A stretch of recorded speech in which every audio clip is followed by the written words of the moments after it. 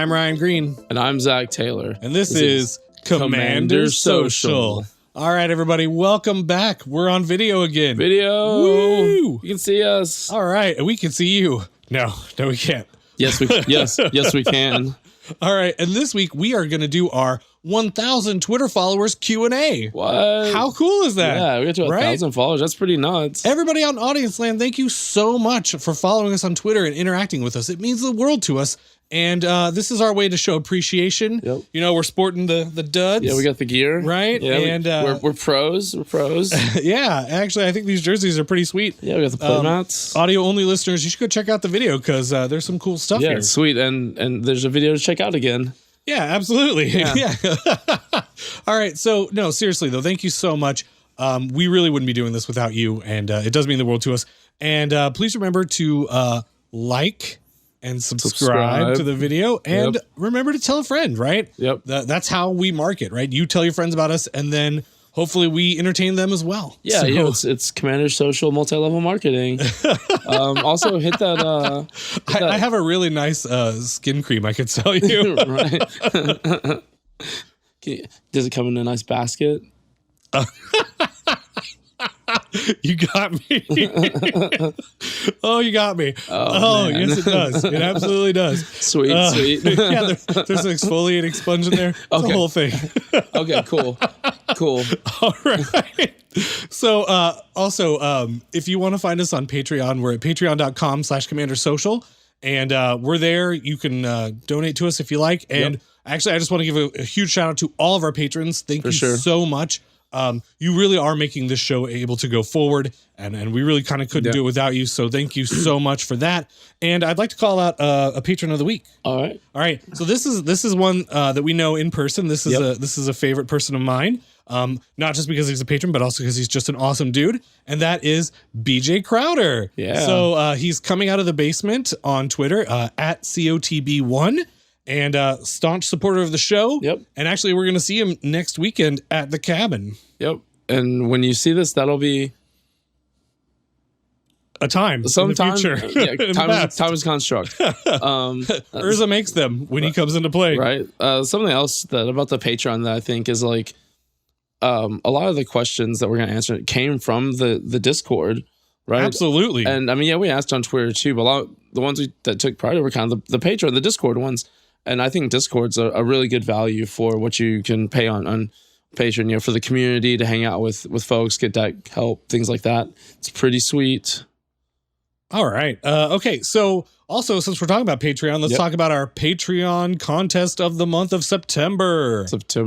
Yeah. This month, we are going to be giving away an Ultimate Guard Sidewinder 100 plus box. Right. It's a deck box. Actually, we should totally go get one, right? I have one. Yeah, do you have one? I do have one. Through the magic of editing, you'll see it momentarily. All right, so here's the deck box. This is what they look like. These are excellent boxes, right? Ultimate Guard. Yeah, they're made out of the Xenoskin business. Boom. And they got the really strong magnets on them, right? Like you can just really kind of go crazy. Like toss it. Yeah. Oh, caught it on the first try. I know, right? I expected that thing to just hit me in the face. It might have done that. So so check it out. And here's what a deck looks like in there. And the Sidewinder bit is that you can pull on these tabs on the side here and pull the deck out real easily. The deck that I have in my box currently here is my Kess Drop Dot Mage deck, right? So it's Kess Dissident Mage that was signed by Alex Kessler in Vegas. So that was really cool. Zach and I got to sit down and have a game with him of Oathbreaker. Also with Michael, who works on the show. Yeah. And it was really fun. And I'm just happy that I got this really cool card out of the deal. Yeah, it's pretty sweet. So this deck box, well, not this one, but a deck box exactly like this one. Well, maybe not the same color. Yeah, well, we'll see. Yeah. I just picked orange because it's cool. But yeah, so it is. But yeah, so that could be yours if you follow us or if you are a patron of ours by the end of the month of September. Yep. Right? Okay. So you can find us on Twitter. I'm at Green Geek. I'm at Z4CK38. And together we're at Commander Social. So, yeah. Are we? So we can't leave our Twitter followers out in the dark, right? That's right. So you are going, the Twitter contest for September will be one of the deck boxes that corresponds to, they came out with the the C19 Commanders. Yeah, made by Ultra Pro. Ultra Pro, yep. Yeah, so if you want to like get that cool box to like match your deck, we're gonna have you covered. Yep. I mean, it's gonna be a random choice. Indeed, all of the things will be random. Yeah. Who knows? It's all random, but you'll get a box and it'll have a picture of a commander from Commander 19. Yeah, and you should totally make that deck if you don't already have it. Yeah, exactly. Like, I mean, yeah, buying more cards is good. All right, so Zach, what's been going on in your personal life, man? I got back from Vegas, been recuperating from that. I think finally I'm there, or pretty close. It did take a day or two, that's for sure. What a trip, seriously. Right. Yeah, for real. But since we're doing video, that means I got a new computer to edit the video on. So very happy about that. I want to thank special shout out to Mike before his usual special episodic every episode. Shout out for putting the specs together, looking up, doing the research and the math and the stuff. So thanks, Mike. Just being a general tech guru, right? Absolutely. So what's been going on in your life? All right, well, it's time for your hashtag MTG Dad moment, and this one's a special one. It's potty humor time on Commander Social. It's about my son pooping. All right, so if you haven't left a video or audio already, you're in for a treat now. Yeah. So potty training a youngster is tough. It's hard, and we did my daughter, and it was difficult. But she actually did a really good job. It wasn't like super difficult, but it's it is still one of those things. It's like it takes some work, and it's I don't know. It's really good for the kid, right? It gives them like a sense of confidence and achievement and stuff, and like that's really why you should do it. That's when they're ready for that. And I've been noticing signs that my son's kind of ready. He's taken interest in being in the bathroom when other people are in the bathroom. I mean, I don't know if that's a good thing or not. I mean, I think it is. He would sit down on the potty, like the little tiny kitty potty there. And just a couple days ago, we noticed him like kind of doing the poop movement, and it was like, hey, buddy, do you need to go potty? And he was like, yes. And so we took him to the bathroom, got his diaper off, got him sitting on the toilet, and he actually went. Right. And that's a big deal because we hadn't really like discussed it or really trained him or started on it. It was just kind of a whim thing. And now we're kind of rolling with it. He's actually pooped on the toilet twice. Oh, wow. So that's a big deal. We're going to start it in earnest. He's urinating less during naps. Right. So that's how you know that it's time to kind of move forward. So PSA out there for the parents, like that's one of the ways to start going, oh, okay, they're holding it because it's not comfortable to sleep that way. And it's kind of like a sign that, hey, it's time to move forward with the potty training. So I don't know, just really exciting, really proud of my son for that. Honestly, I know it sounds weird to be proud of your kid for pooping, but I promise you I am. And it's, you can see it on my face if you're watching the video. Right. But yeah, so that's what's been going on in my life. Time to thank one Mr. Mike Condon, right? In earnest, right? Yeah, it's a second thank you this episode. Right. No, seriously, Mike, you mean the world to us. You meet with us every week and we talk about stuff and you move the show forward. And, you're just an amazing human being that is definitely helping us out. And Absolutely. We couldn't do it without you. For sure. So let's see. TH. Do anything to thank TH for this week? Yeah, sure. Absolutely. You got to thank the intern, right? He's been helping me out on a deck that we might do on a future episode. I forgot about that.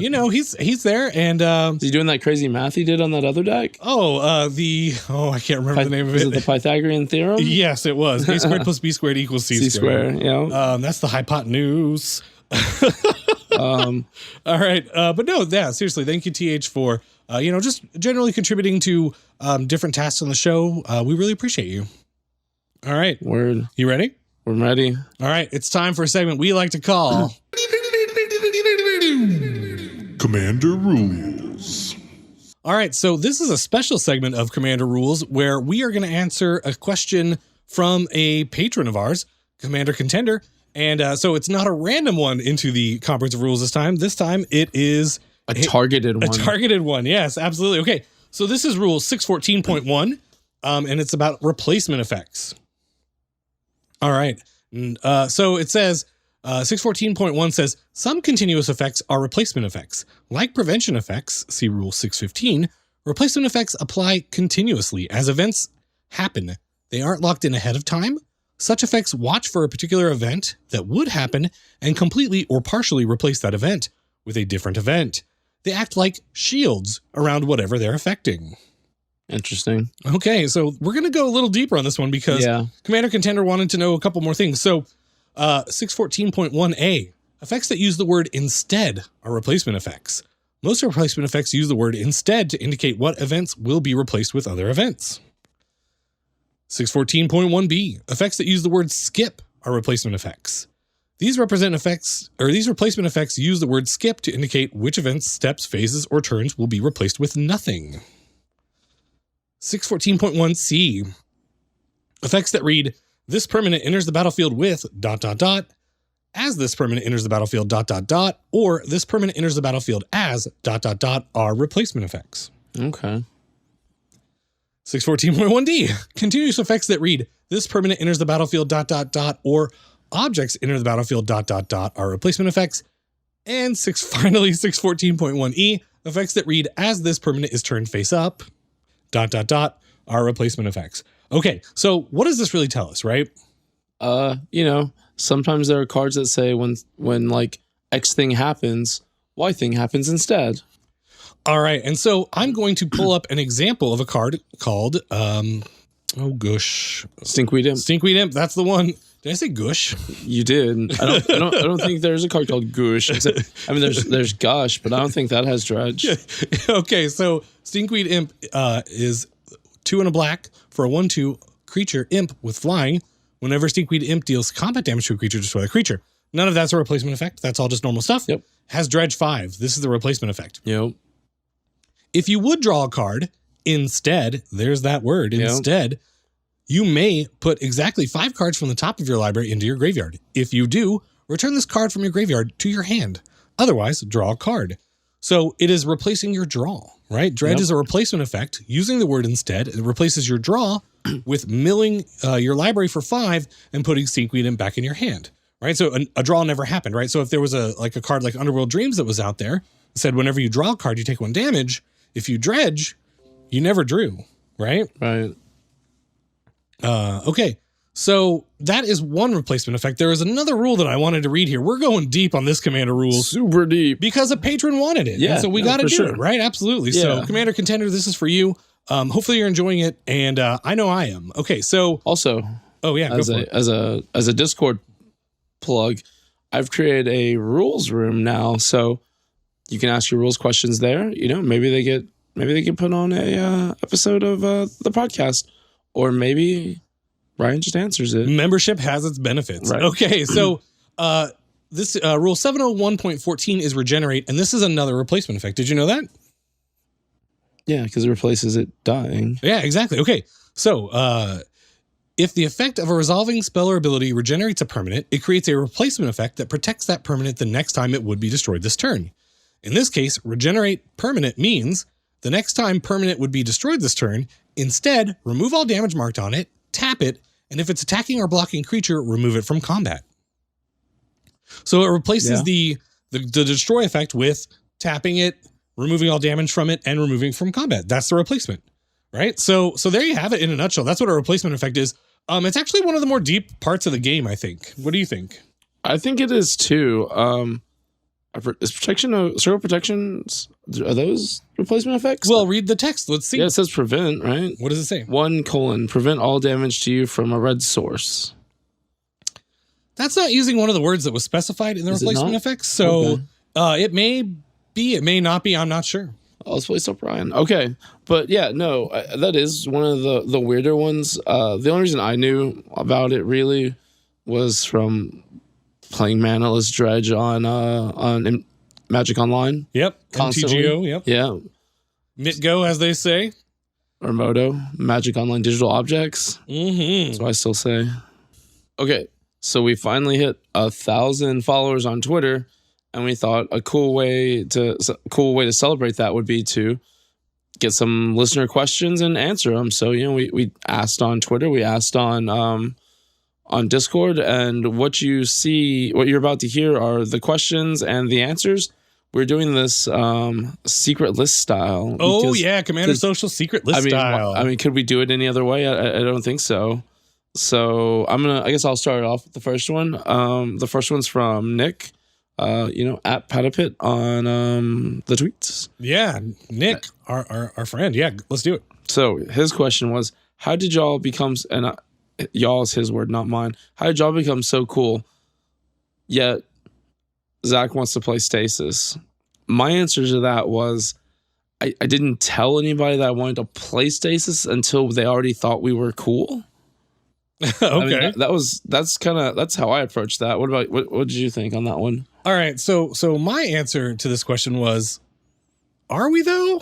Are we cool? I'm not sure. I don't know. Like, that feels weird. I think we're cool in our own weird way. I mean, if I was wearing sunglasses right now, like, I'd be cool, but I mean, technically I am. These turn into sunglasses. Oh, tight. Yeah, okay, so Zach's cool and I'm just a fool. All right, so no, seriously though, I think being part of the Magic community is what makes us cool. Yeah. I mean, seriously, like, we love this community. It means the world to us, and making content that y'all enjoy, I think is cool. And I think that Sure. part of being cool is being empathetic and thinking about others and trying to make good content that makes people smile and makes their day a little better. Yeah, for sure. That's how I got cool, and, quote unquote. And that's what we're doing with this episode is, listeners had some questions and we're making an episode about the things they wanted to hear about. And also, I should go on record and say that Zach wanting to play Stasis, you're a bad person and you should feel bad. Have I ever put it into a deck? I don't know. Have you ever seen it in play? Yes. From me? No. Okay, then. All right. I want to do a lot of things, but I don't necessarily do them. All right. So we're moving on to the next one? Yep. All right. So our next question is from Rob Gillespie, and he asks, if you were able to Sarkin a previous Magic storyline, as in go back in time and change it, which ones would you change and why? And how would the ongoing story be affected?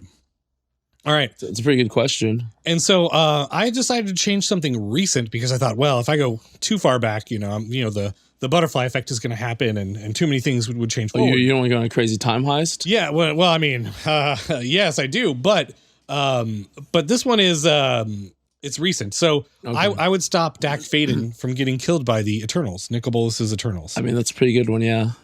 They definitely like set him up in the book. I was like, yeah, there's Dak Faden. He's like a cool dude. And yeah. Oh, wait, Dak Faden died. And I mean, you knew it was going to happen from the trailer. So I'm like, book be different. Yeah, I was a little sad. So, and how would the storyline change going forward? Well, we'd still have the greatest thief in the multiverse. Right. Yeah. So, I mean, that's what I would change. I don't know. There's other things I thought about, but I was like, oh, there's too much, time heisty business going on. Right. And I was like, that's recent enough that I think we'd probably still be okay. And, we like see Dak go do some cool stuff. Like steal some stuff. Yeah. So what about you? Okay. So mine. So I like the lore. I think it's kind of interesting. I don't know a super ton about it. So mine involves the Weatherlight. Do you know where this is going? Okay. I think I might. All right. So hit me with it. What happens to Sisay in the end? I don't really know. I would like to think she lived forever, not just in our hearts, but as a person. So if I could go back in time, I would make Jehoira not the Weatherlight captain, and Sisay would reign supreme from the technological terror that is the Death Star. I mean, the Weatherlight. Hashtag my Weatherlight captain. Right? That's what I would change. Would that change like a bunch of stuff, like reverberating outward and creating multiple things? Yeah, probably. Definitely, for sure. Probably. I mean, would it just be chaos in the multiverse? Absolutely. Got there. All right. Okay, so what's next? Let's see. So this one is from Michael Shaw Woodyard, and his question is, if you can make any changes, if you can make changes, if any, to Commander, what would it be and why? So I guess I have to go first on this. Yeah, absolutely. I mean, if we're following the precedent set by questions 1 and 2, you have to. Okay. So what I would do is I personally would like to see the number of infect counters to like actually kill a player go down to 5. Why do I want that? So I can win more. Yeah, all right. That seems on brand. I like that. Yeah, sure. Yeah. I mean, that's going to happen. I'm just going to talk to my local CAG member and be like, hey, make it happen.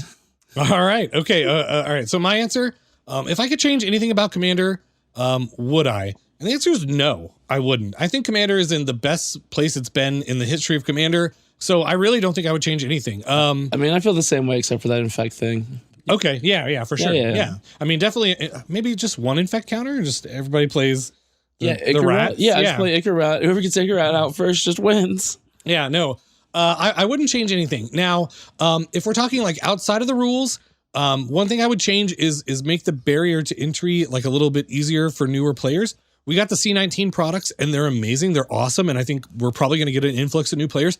But I just think that the cost of the staple cards and a lot of the cards in the format are really high.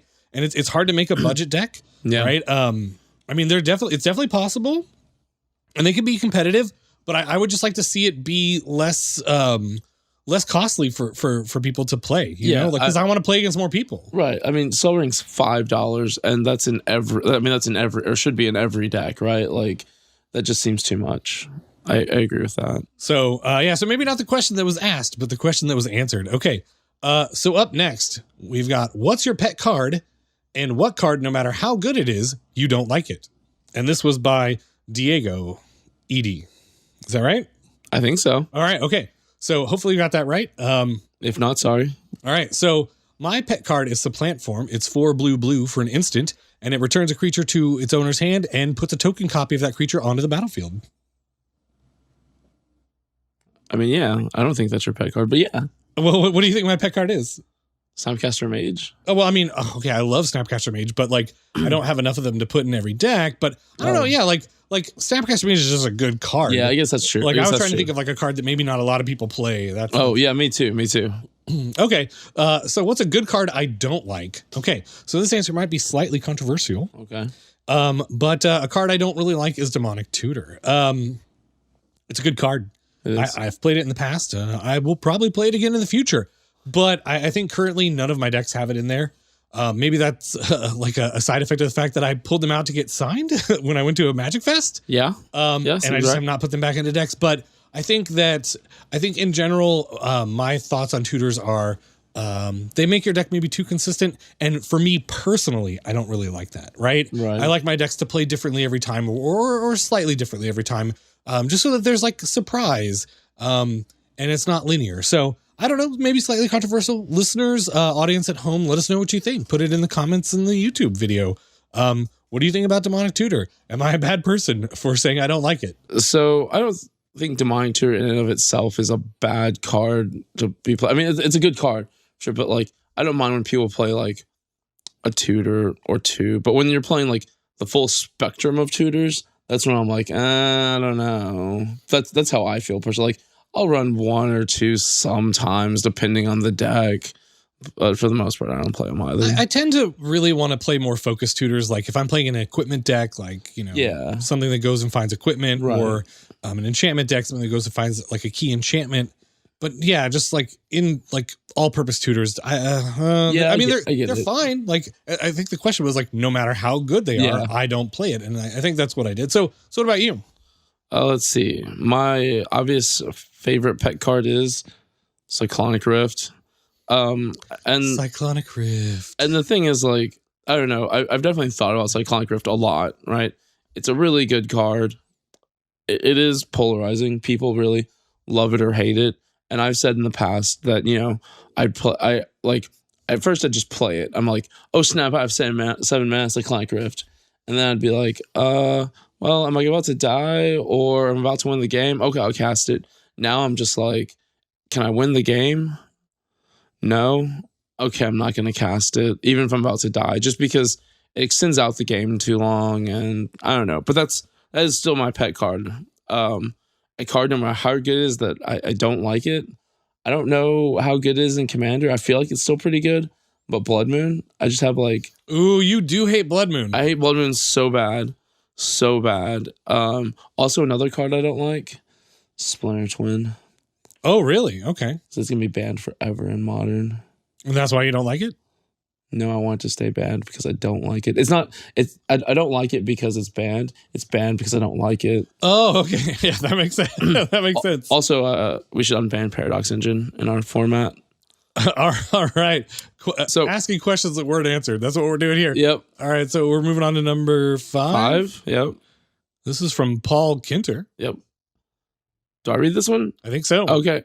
Are there any commanders you want to see that we don't really quote unquote have yet? Like either story characters who don't have good cards or maybe a mechanic that doesn't have a commander yet? I was gonna say Dredge, but then I remembered Hogak.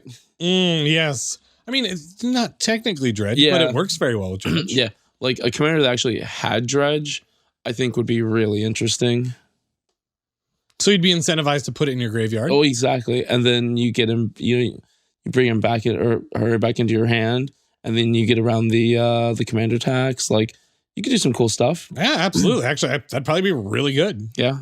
I mean, I'm just gonna write Dredge 5 on Hogak. Is that cool? Yeah, I think so. Seems right. It ran out of my own cards. What about you? All right. So for my answer to this question, it was a very clear answer. That is Commodore Guff. All right. So What? do you know who this is? No. Okay.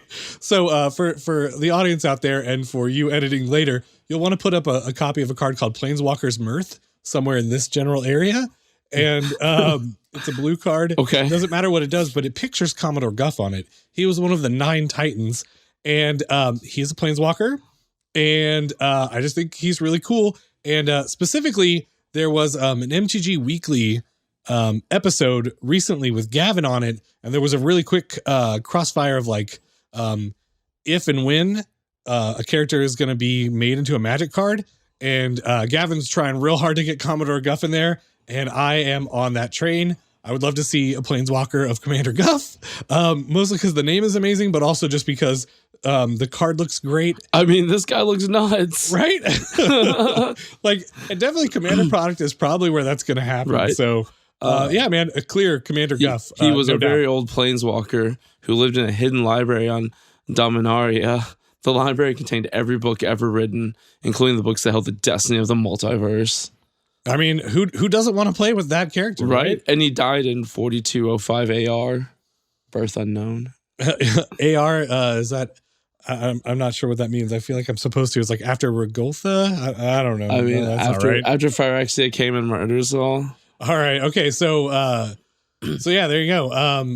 Nope. Is it your turn? No, it's your turn. I read the last one. I did because I said Dredge first. Oh, right. Okay. Got there. Okay. Sorry. It's hard because I'm like reading this and like interacting. Yeah. It's tough. Podcasting. It's a lot of stuff. It's a job. All right. Okay. So this one is from Chuck Fortin. Or Fortin. Chuck. All right. I'm building my love song to my favorite card type, enchantments. And it's going to be helmed by Estrid with only enchantments in it. It will be heavy on control magic type auras. What win cons would you use? That's the question. All right. So I came up with a few here. I've got Luminarch Ascension. And this is, if you didn't take damage, you get to make an angel. Sigil of the Empty Throne, whenever you cast an enchantment, make a 4/4 angel. Archetype of Imagination, which is a creature, but it's also an enchantment, so I feel like that should count, which gives your whole team flying and makes it so none of your opponents can have flying. And also Sandworm Convergence, which makes non-flyers or only creatures without flying can attack, and you get a 5/5 worm token at the end of every turn. So these are all win cons for an enchantment deck. That's what I came up with. I think that Teferi's Moat should be played. I mean, certainly It's an enchantment. that's kind of a not lose condition, but that's good. I mean, not losing is winning. That's how I play Magic. I'm gonna deck out my opponents. Hope they don't play Gaia's Blessing. Okay. So what about you? Did you have an answer for this? Just Teferi's Moat. That's it. Yeah. Nice. Okay. I was gonna say Riot Replication, but that's not a thing. It's not an enchantment. Yeah. And there weren't any Eldrazi enchantments. So Well, there is the Eldrazi Conscription, which is an enchantment that gives Annihilator like +10/+10, and big 8 cost enchantment. Yeah, that seems good. But you have to have a creature to put it on. So well, I mean, you have an enchantment creature. You put on Estrid. No, Estrid's a Planeswalker. So yeah. Yeah. Cool. All right. Cool. All right. So, what is the next question is from Joe Hoffman. I don't know that guy. Joe. No, Joe. Hung out with him in Vegas. Ginger Cool, Joe, American hero. Creepy. What is one deck in any format outside Commander that you would like to play / pilot, and why? So I guess I answer this one first. So I definitely pulled a Ryan and put 2 answers here. Excellent. Good job. I mean, how many answers did you put here? Like 5? Just one. Okay. So Let myself down. I can't believe it. if I could go back in time and play Mirage Block. If I could turn back time. If I could find a way to stop this madness. Mike, put some auto tune on me there. No, if I could go back in time, I'd go back to Mirage Block and play the Prosperous Bloom combo deck. Oh, that totally makes sense. Yeah. I love that deck so much. Like that was my thing back in the day. But if I could do it currently, I'd be playing Tron. I think after the bannings, Tron is or the bannings and unbannings of Stoneforge Mystic, I think Tron is sitting pretty, and I've always wanted to play that deck and get good at it. So yeah, that's mine. What about you? All right, okay. So this was a very easy answer for me. I interpreted this as like, what deck would I want to go format outside of Commander? So one of my favorite 60 card decks of all time was Recurring Nightmare Survival of the Fittest. I love this deck so much. You got to play it like a deck full of like silver bullets. And so the key cards were Survival of the Fittest, which is a 1 and a green enchantment. You spend a green mana, discard a creature card, search your library for a creature card, put it into your hand. And then Recurring Nightmare is 2 and a black. It's an enchantment. You return it to your hand, sacrifice a creature, and then put a creature from your graveyard into play. Was this the thing I did, Trader and Rider? Yeah, some versions play Trader and Rider. Okay, I think that's the one I played. But I just love that deck so much. It was like, okay, I only have to put like 12 creatures in here, and they're all like, for this matchup, I need this creature, and then I'll just like recur and get value. Recurring Nightmare is like total value, and it's banned in Commander. So that's why I would play it. I love Recurring Nightmare. If it was legal in Commander, I would absolutely be playing it. I just think it's a great deck, and I have very fond memories of playing with it. Word. Is it me now? Yep. All right. Okay. So this one is from Dan. Just Dan. Danny K. All right. So what was your favorite deck you played at MF Vegas? Any memorable plays, and favorite deck you played against? Okay. So really in-depth question from Dan. Very nice. Thank you so much. So my favorite deck that I played at MF Vegas is probably my Mr. OPC deck. Grenzo Havoc Razor, right? Yeah. Love that deck. It's fun every time I play it. It doesn't necessarily win all the time, but it does a lot of things. Usually it does. I mean, it does a lot of things, which I do like. And with a 2 casting cost commander, I can play Mox Amber in there, no problem. And get in there and goad or play other people's cards. I don't know. It's great. I love that deck. Okay, so memorable play probably has to be the play during the rotisserie draft. That there was a lot of screaming and shouting. It was pretty fun. I think we actually recounted it on a previous episode, but I'll do it quickly here. Yeah. It was just CCO Brando played a turn 1 exploration, played an extra land. On turn 2, he played 2 lands and then cast Buried Alive and got 3 key creatures for his deck. And then I just played turn 2 Bajuka Bog, and everybody was like, oh, like there was a lot of yelling. Yeah, so that was a very memorable play. I would say the other memorable play was you and I playing with a listener at the airport. Oh, yeah. And I played Sudden Substitution. And I don't actually remember which card of yours I took. I just remember that Sudden Substitution It was a good one. Awesome. It was like, okay, Zach's going to play this card to like completely decimate. And I was like, no, here, have this Morph I already flipped up. I'm going to take that awesome spell. Thank you so very much. And it split second, and there's nothing you can do about it.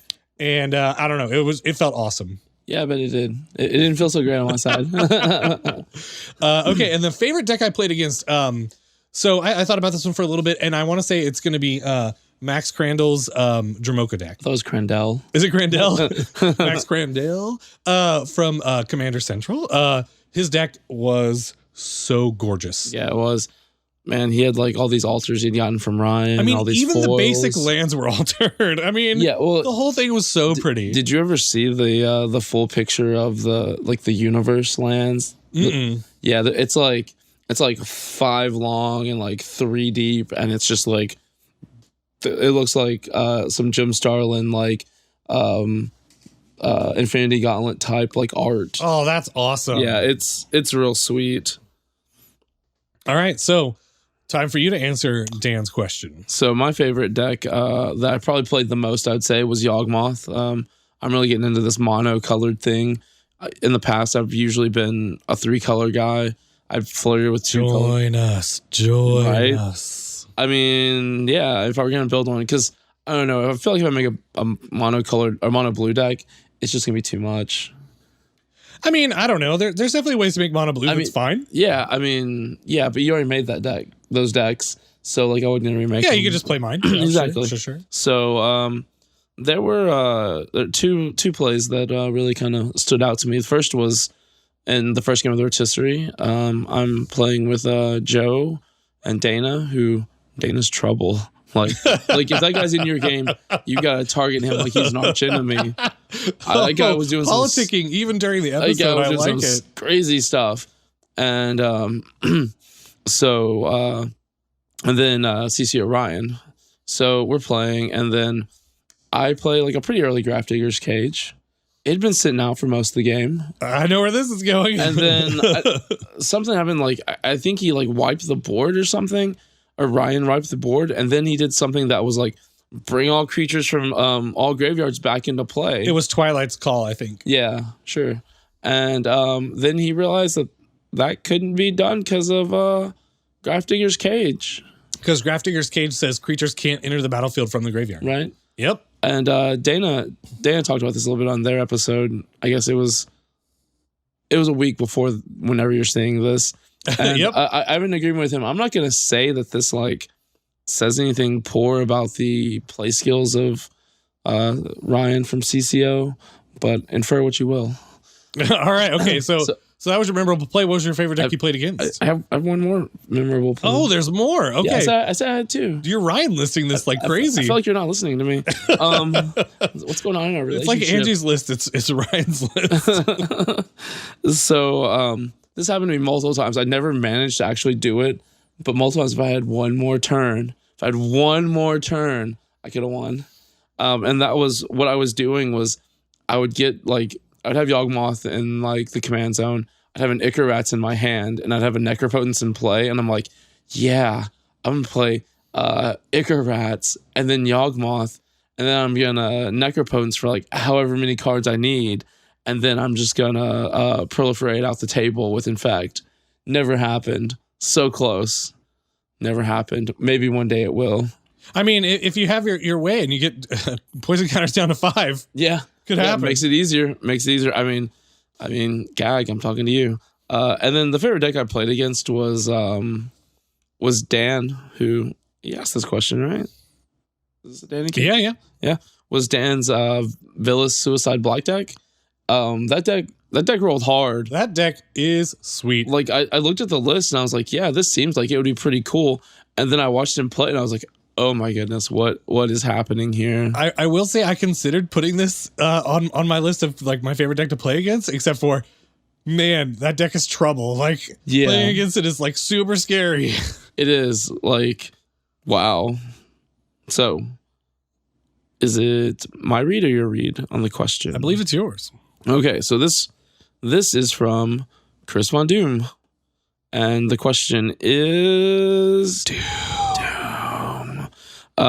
Is there a commander / color combination outside your normal wheelhouse that you've considered building but haven't? Yeah, I've been thinking about, I have two answers, obviously. I've been thinking about building Gran, I guess, in the 4th Azorius. Okay. No, that's not true. So that was a fake answer, or do you have 2 more after that? No, that's a fake answer. Oh, okay. Right.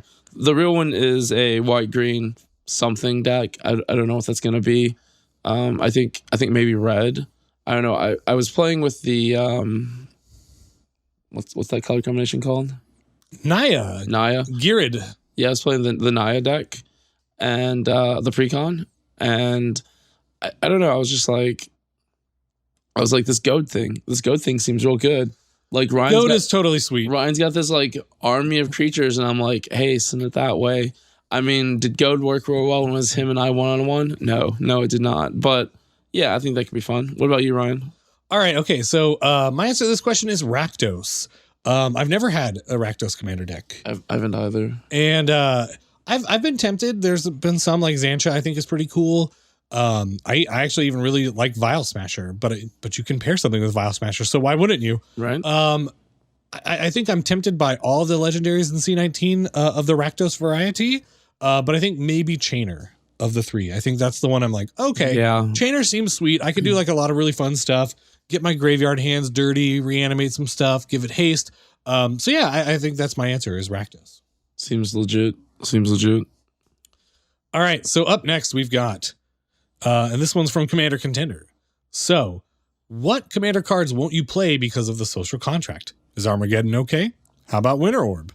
And on the other side, what cards do you include in the decks to get the party started? Let's get it started. Ha. Okay, so my disclaimer here is that I don't want to tell you guys what to play and what not to play. This is my list. I'm not saying that you should or shouldn't play Armageddon.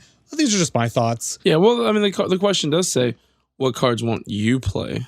Yeah, but I mean, also the social contract is implied there, and I just wanted to make sure that the audience out there knew I wasn't judging them. Right. Okay, so is Armageddon okay? I don't love it. I'm not a huge fan.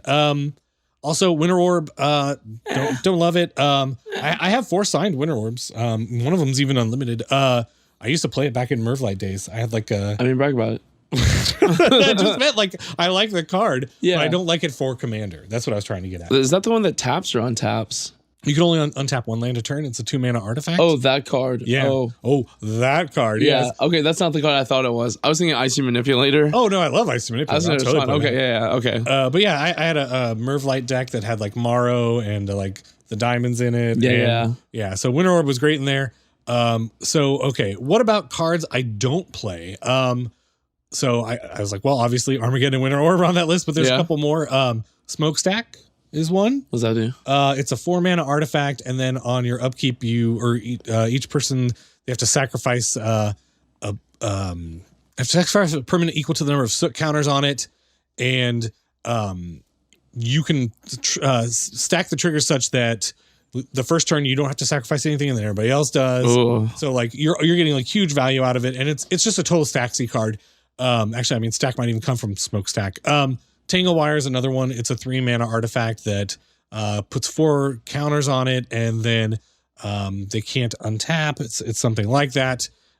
Pretty close. It'll be on screen, I think. Cool. Another one is Painful Quandary. It's an enchantment. Whenever you cast a spell, you have to discard a card or pay 5 life. Cool. And it's only for your opponents. So don't really love those. Those are cards I don't love playing. Okay, so on to the fun part of the question. What cards do I play to get the party started? Okay, so Propaganda is a card I play because there ain't no party like a pillow fort party, because a pillow fort party means don't attack me. I mean, until you said that, I was gonna be like, is that really a party starter card or a party like quelcher card? But yeah, that's pretty good. And then on the other end, there are a couple of other ones here. I like Victory Chimes. This is a 3-mana artifact that untaps during everybody's turn, and you can tap to give any player a mana, including yourself. So that's kind of fun. I like that. Pier's Whim. You can choose friend or foe and tutor up some stuff, or sacrifice an artifact or enchantment. And then Oracle's Vault, which is like the brick counter one that like lets you play the top card of your library. It's not super great, but I love it. It's really good when you get the counters going. That definitely gets the party started. But yeah, those are just some of the cards on my list. This is a long question, so I'll pass it back over to you. Did you answer all the bits of the question? Okay, cool. So, Armageddon Winter Orb, I think we've established that that's not cool.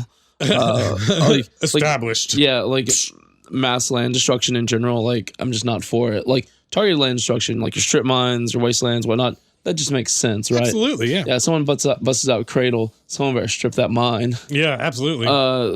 So that's really the main thing. That and like I don't know, like I don't like cards that won't let you play Magic. Yep.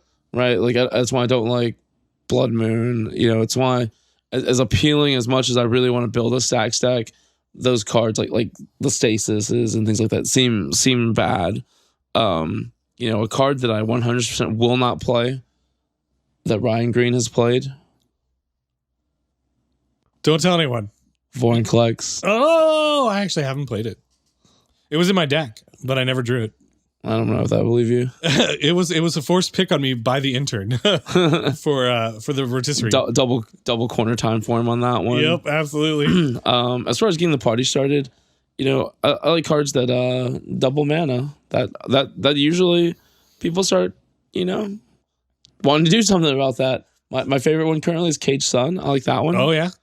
Gauntlet of Power. Yeah, that's a new card I got in LA. I mean in Vegas that I've yet to play yet, but I want to. And then the other thing is things that generate like any sort of like tokens, like a bunch of tokens, right? Like got your Bitter Blossom. My new favorite one is Dread Horde Invasion. Mm-hmm. Keeldoran Outpost. Yeah, Keeldoran Outpost. I love that card. Things like that. So yeah, that's how I get the party started up in here. All right. Okay. So I think you've got the next one, right? Yeah. If you could travel the planes with one planeswalker, who would it be and why?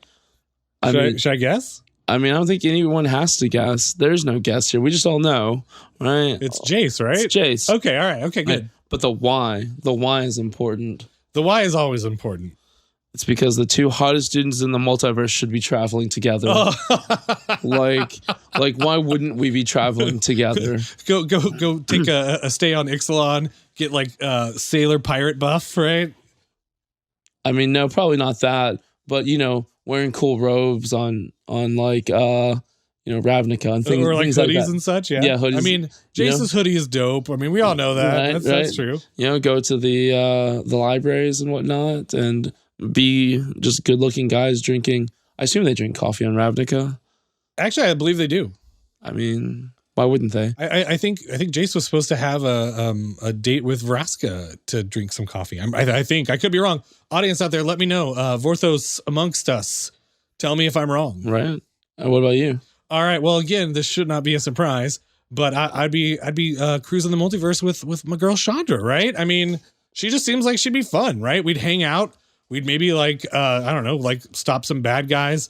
Set some stuff on fire. Absolutely. I mean, nothing more fun than fire, right? But also, I just like, I don't know, we would go wherever our hearts took us, right? It'd be like one like whim after another. Just be like, what would be cool? Let's go here. Boom, go. Right? Like, kind of don't think about things, just go. And as somebody that's like a parent and stuff, like that's kind of appealing. Like, yeah. let's just go take like a sporadic vacation, right? But also, yeah, I would just like hang out, do some partying, maybe like have a bonfire and like chill. I don't know, like it'd be fun. Yeah.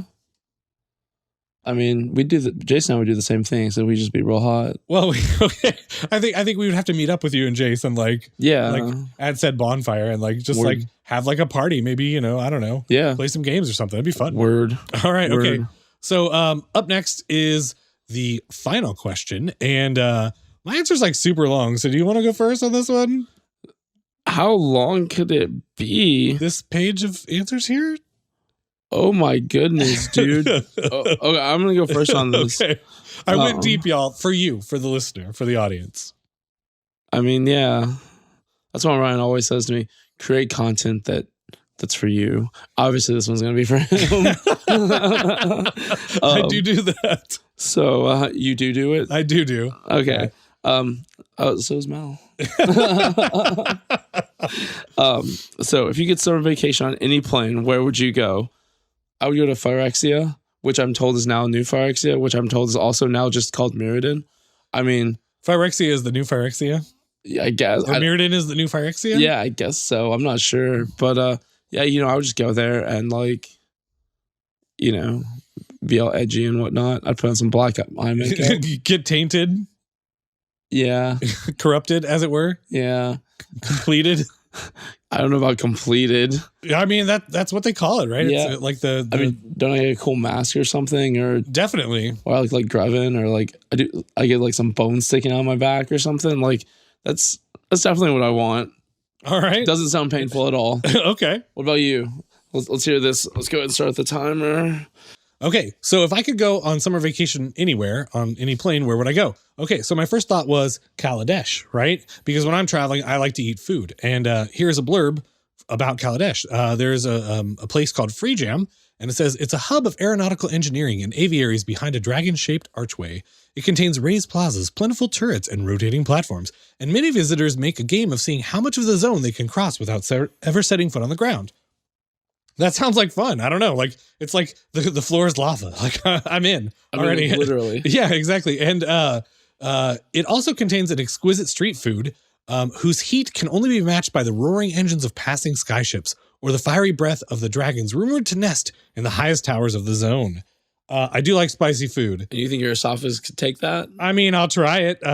Once? Yeah, like it just sounds like, let's go taste the cuisine on Kaladesh. Like, for sure. Plus they have like thopters and stuff. It'd be sweet. Yeah. And then I thought, okay, well, maybe it'd be cool to go to Fiora, right? Like this is, if I'm feeling political or whatnot. So Fiora is home to countless intrigues and plots. The High Lords of the High City of Paliano vie for supremacy. Move is met with countermove and trust with betrayal, all under the auspices of the monarch of the moment. So I was like, Game of Thronesy. Let's get in there and like be a duke, like maybe like an awesome duke. Wait, so is this on Kaladesh or is this a different plane? This is Fiora.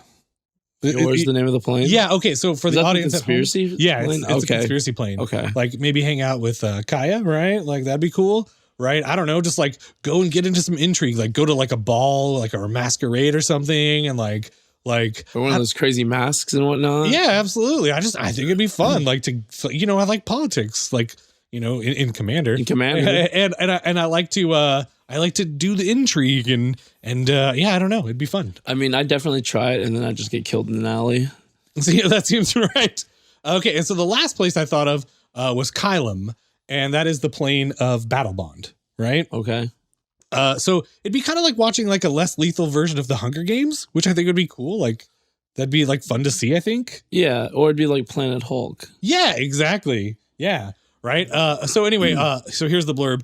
On this world, beings flock from all over the plane to the arena of Valor's Reach, where 2-on-2 combat is the pinnacle of sport.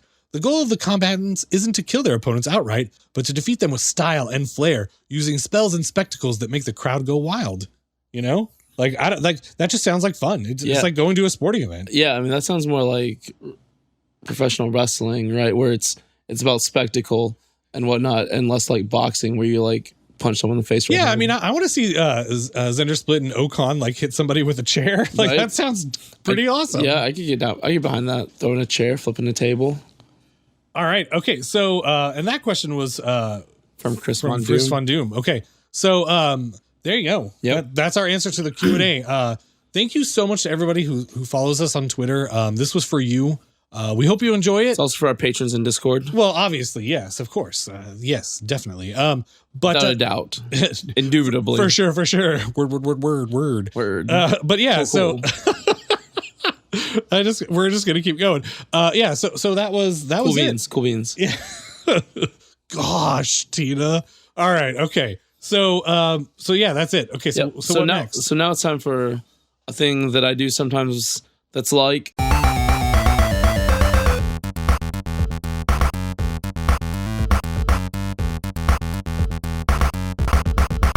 Zack gets it together. All right, so I've been bitten by this whole mana doubling situation. Like I started playing green. I was like, oh, ramp, neat, and then it's like monocolor. It's like, oh, all this like mana doubling, quadrupling stuff, and then I was like, man, you know what would really double my mana? Doubling Cube. It's like, how could a card that's called Doubling Cube not do my mana? So for those of you who don't know, Doubling Cube costs 2. It's an artifact. 3, tap, double the amount of each mana in your mana pool.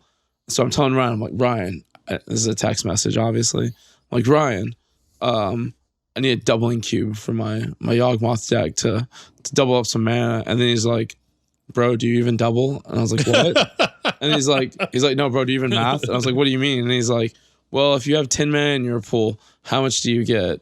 And I thought that meant how much would be doubled if I paid the 3 already. I didn't realize 3 had to come out of that 10. So I was like 20, and he's like, no. He was like 14. It's like 14 because 3 of the 10 get spent for the activation cost, so you get 14. And basically, what was it? You said you do you'd have 7 mana. Yeah, if you have 6 mana, you spend 3, and then you double your other 3 remaining, and you get back to 6, right? So you don't actually gain anything until you have 7 mana. And when you have 7 mana, you get 8, so you gain 1 mana. Yeah. Once you have 7, it does go up from there. And if you have a ton of mana, it's great. Yeah. But if you've got 10 and you get 14, that's like plus 4 mana, and you spent 2 to get there, and then 3 more on a following turn. I don't know. It just seems like it seems like a win more card. Yeah, to me. and that's what I thought too. Like, it's not a good early play, and it's not I mean, yeah, you like you say, it's a win more card, right? I just want cards that win, right? I don't need something to make me win harder, faster, stronger, or anything. So Harder, faster, better, stronger. So yeah, did I really get it together there? Ryan told me to, so I did. Okay. So yeah, that was my lesson in math.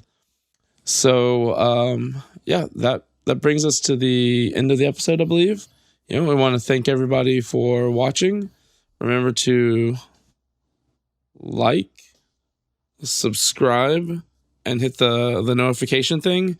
Because we're gonna start trying to put more videos again, different things. You want to know when they come out so you can see them and whatnot. So, if you want to find us on Twitter, together we're at Commander Social. Individually, I'm at Green Geek. And I'm at Z4CK38. And this is Ryan and Zack saying, Keep it social.